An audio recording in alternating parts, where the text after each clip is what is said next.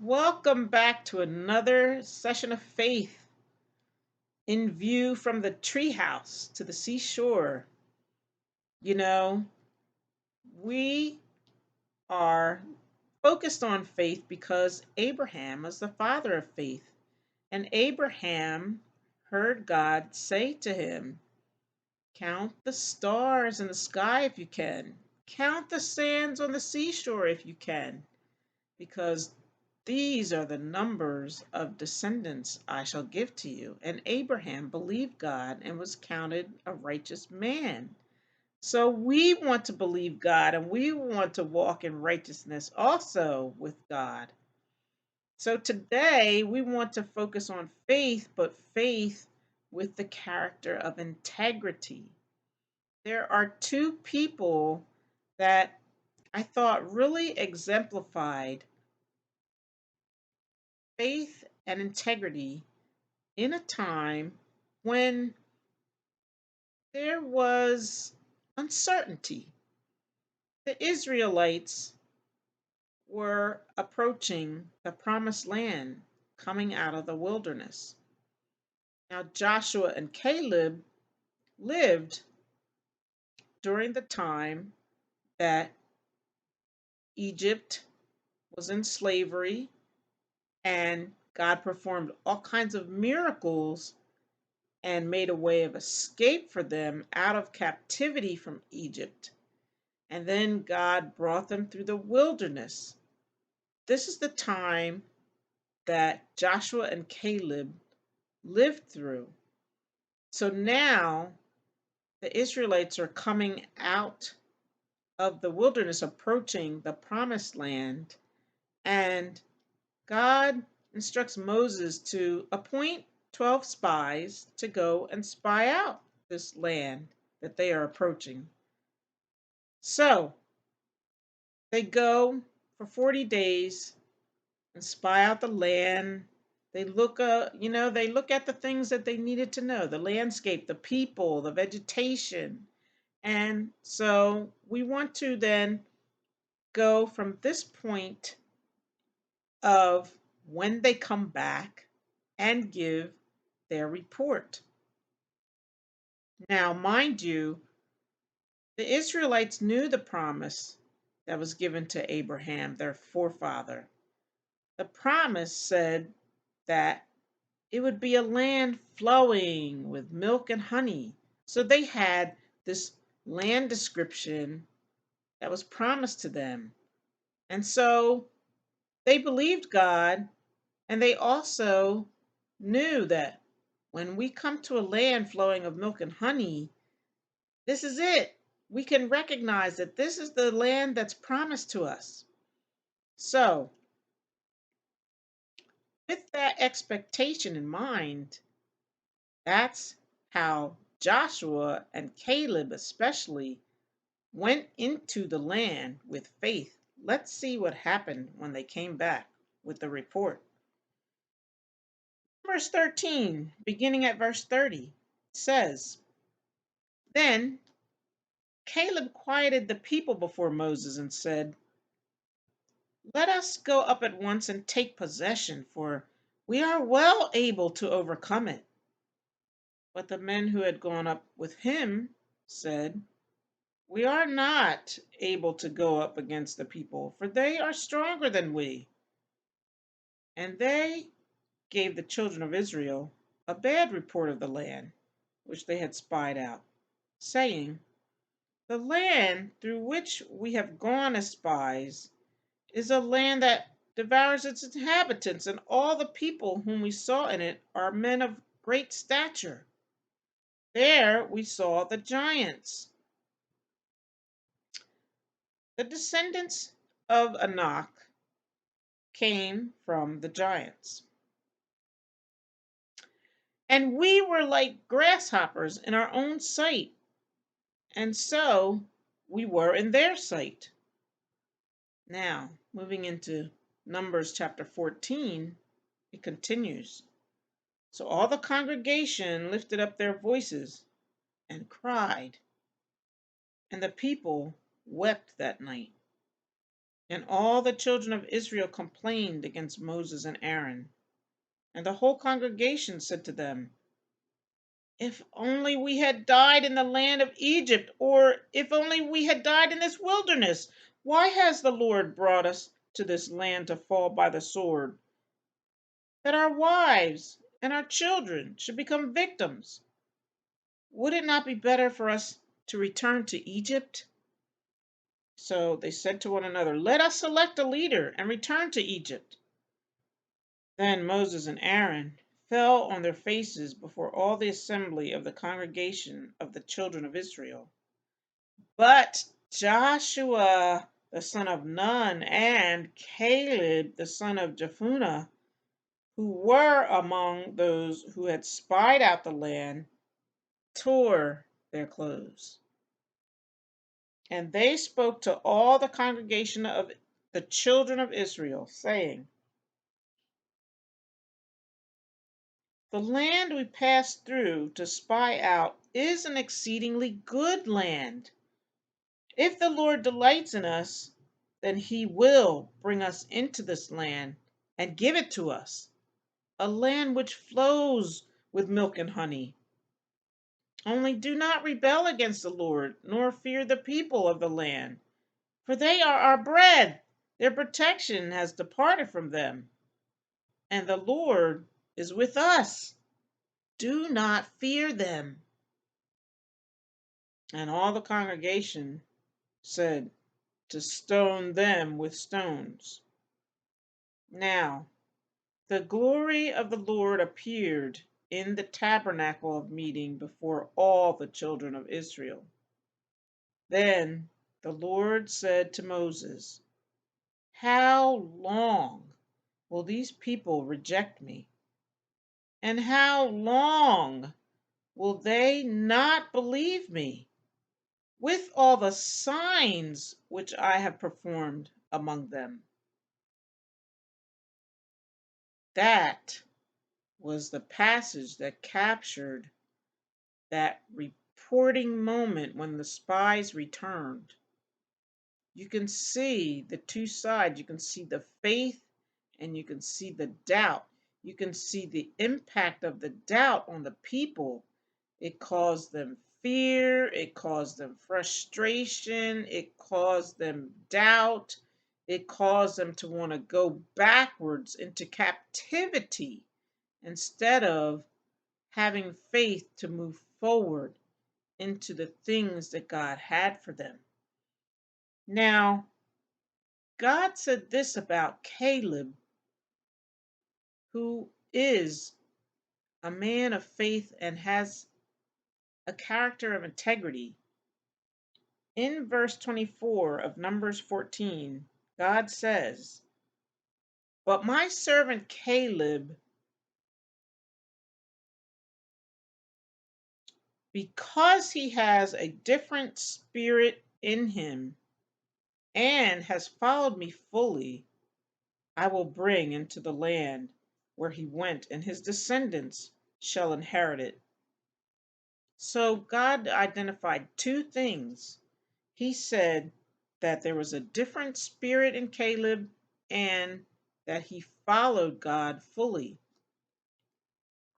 These two things reveal the character of integrity and how it works with faith. So his integrity is really a different spirit. He didn't feel like he needed to please the people. He wanted to please God because he believed God. So there's something about integrity and faith that go together where it requires us to be different from the world. It requires us to do something that is righteous, is godly, is a choice that is above just giving up and quitting. And the faith that goes with integrity then stirs the situation, the circumstance into moving forward instead of going back to the old way, going back to captivity. Let's look at the prophet Samuel, because there's something about Samuel that speaks also of a character of integrity and faith. Samuel was a young child who was dedicated to the service of the tabernacle. He was dedicated to help the priesthood in the tabernacle. And that was because his mother had made a vow to the Lord. So Samuel was small when he was given to the tabernacle, and he began to hear the voice of the Lord. And once he knew that he was hearing from God, then he began to listen and believe God. And God was moving upon him with the presence of God, moving him into position and destiny and purpose. Samuel was described this way even as he was a growing boy. In 1 Samuel chapter 2 verse 26 it says, "And the child Samuel grew in stature and in favor both with the Lord and men." And it also describes Samuel this way in 1 Samuel 3 verse 19. It says, "So Samuel grew, and the Lord was with him, and let none of his words fall to the ground." Samuel was probably one of the greatest prophets in the nation of Israel, and he had integrity and he had faith. And because of these two things, he had an impact upon the nation of Israel, an impact that had lasting effects. And also, it it led to a legacy of prophetic gifting in the nation of Israel, because he taught the prophets. He had a school for the prophets. He taught them about hearing from God and understanding what God was saying and believing God and how to prophesy with integrity. That was Samuel's legacy. As we move into another character, our hero, our Messiah, he is described in similar language as that described Samuel when he was growing up as a boy. Let's go to Luke chapter 2, verse 52.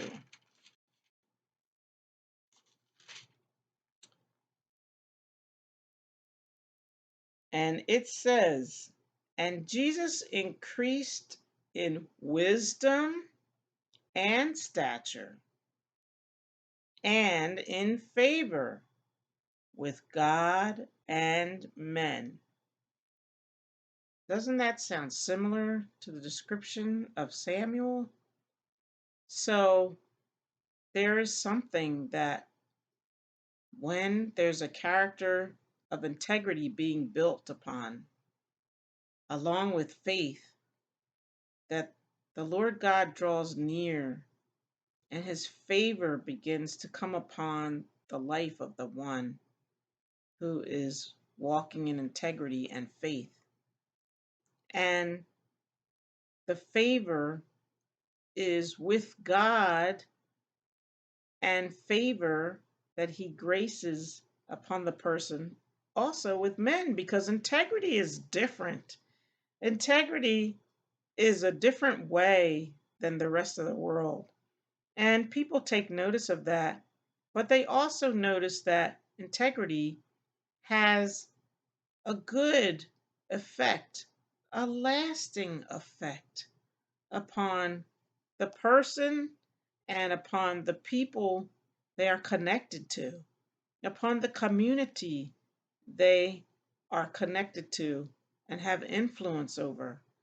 So eventually, that integrity lasts into what becomes a legacy from that person because of the lasting effects of their choices and their faith.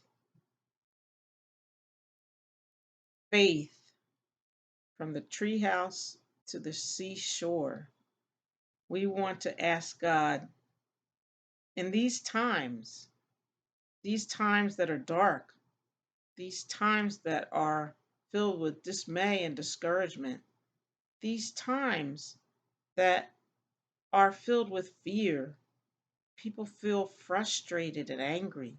People feel like there's chaos and confusion all around them. People just feel like this is such a dark experience and this turns into a dark memory.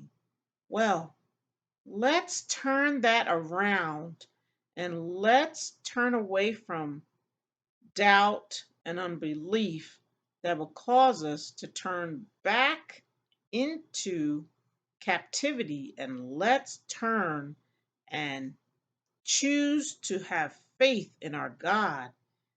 Choose to believe his word that he will never leave us nor forsake us.